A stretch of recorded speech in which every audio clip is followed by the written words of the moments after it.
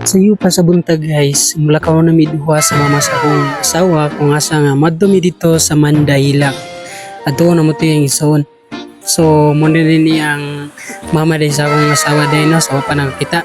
Diri nang pudenta, masakay nang pudenta ning bus dayon. Padulong ni siya dito sa Cagayan. Kaya kung anong pudenta, makabot to pudenta Cagayan, ubalin na pudenta sakyanan para na pud padulong dito sa Mandailag. Kita mo ana, sayo pa sa buntag.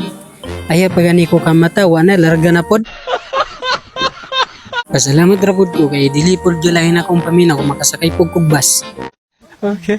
Tantang nga biyahe may video na sad ko kay para lang sa niya makita gyud kung unsa gyud siya ang view. Diri gyud na ning dapita gyud maklaro na gyud ninyo nga sayo pa gyud sa tanan kay makita man ninyo nga gapugs pa gyud kayo. O di ba? Kita gyud ninyo nga gapugs pa gyud ng mga kahoy dira. Tungod gyud nakatulog naman ko, wala na po ko kabalo kung asa na po ning dapita.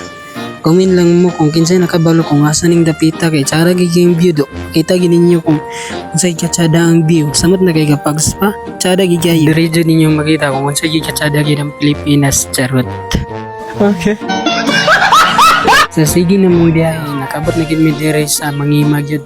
Nakabot na gyud mi diri sa Mangima kaning sige masiguro ni giwi-hiwi nga dalan kung kinsay to'y personada kaya nakani diri murag kailagi ni sila kung asan niya Mangima. Ang nagatsada po niya diri sa Mangima is tsada po siya view. Makita gid ninyo itong pinakaunahan gid kayo tas katupag yung tsada kay nga view inyo makita. Pwede mo picture diri kung pwede lang mo makahunong. Dili man mi pwede makahunong kay nagbas man mi. So no choice, sakay nilang gid mi magtanaw sa palibot yan tsada nga view. Happy kay ko diri ning nakita kay nakita na ikog dagat. Abigin na kung makita na akong dagat diri nakabot na mi.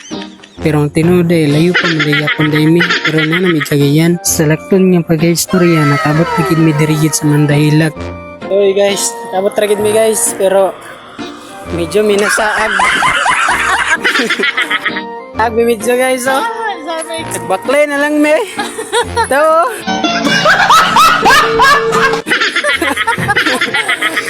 Baklay na lang may guys kay nakalimot na yung kauban.